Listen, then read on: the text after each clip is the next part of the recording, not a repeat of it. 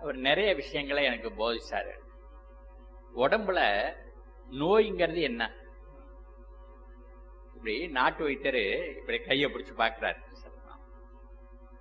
வாதம், பித்தம், கபம்னு சொல்றாரு. வாதம்னா காற்று, பித்தம்னா நெருப்பு, கபம்னா நீர்.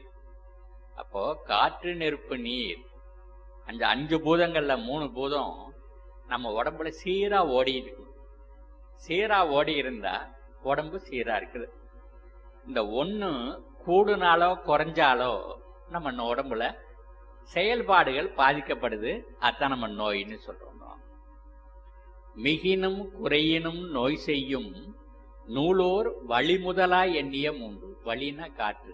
காற்றை முதலா வச்சு 3 என்றானே, அதுல ஏதோ ஒண்ணு கூடுனாலும் குறைஞ்சாலும் உங்களுக்கு நோய் வரும். அவ்வளவுதான்.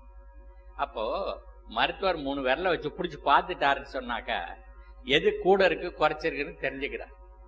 இந்த காற்றுங்கிறது என்ன செய்யணும்? தவளை குதிச்சு குதிச்சு போகுது இல்ல, அது மாதிரி